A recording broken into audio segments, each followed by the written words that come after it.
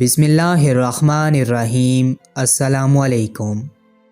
گاؤں کے چودھری نے ایک بہت ہی خوبصورت اور حسین و جمیل لڑکی سے شادی کر لی۔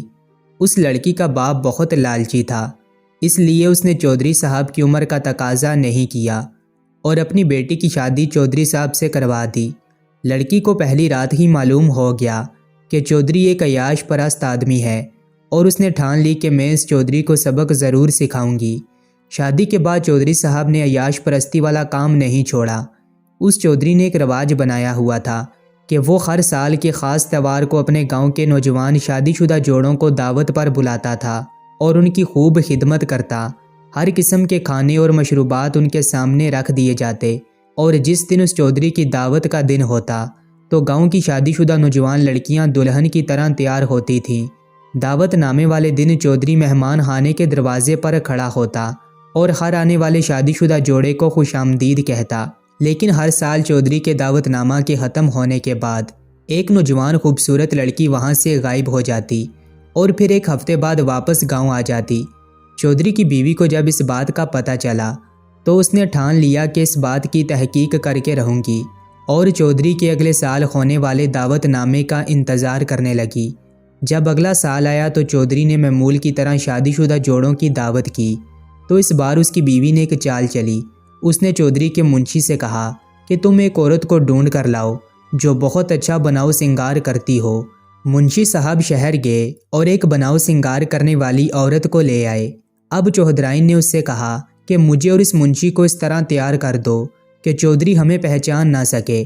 اس عورت نے چودھرائن کو اس طرح تیار کر دیا کہ وہ خود بھی اپنے آپ کو نہ پہچان سکی۔ مقررہ وقت پر تمام شادی شدہ جوڑوں کے سامنے کھانا رکھا گیا اور بہت قیمتی مشروبات پیش کیے گئے اور ان کی خوب خدمت کی گئی۔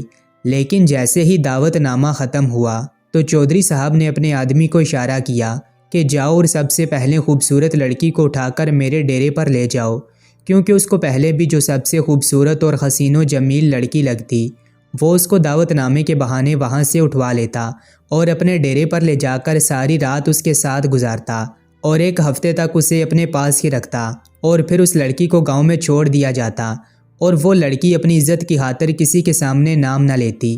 اس بار جیسے ہی دعوت نامہ ختم ہوا تو چودھری کے آدمیوں کو چودھرائن کے علاوہ اور کوئی خوبصورت لڑکی نہ لگی تو انہوں نے چودھرائن کو چپکے سے اٹھایا اور اس کو چودھری کے ڈیرے پر لے گئے۔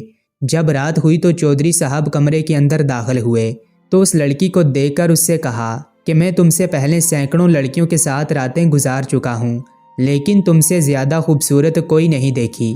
جیسے ہی چودھرائن نے یہ بات سنی تو چودھرائن اپنے بستر سے اٹھی اور اپنا تمام بناؤ سنگار ہٹایا تو یہ دیکھ کر چودھری کے پیروں تلے زمین نکل گئی۔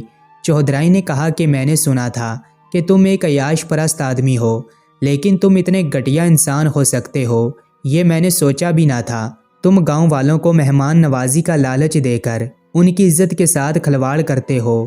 اس کے بعد اس چودھری کی اصلیت تمام گاؤں والوں کے سامنے آ گئی اور چودھری کو اس گاؤں سے رسوا کر کے نکال دیا گیا۔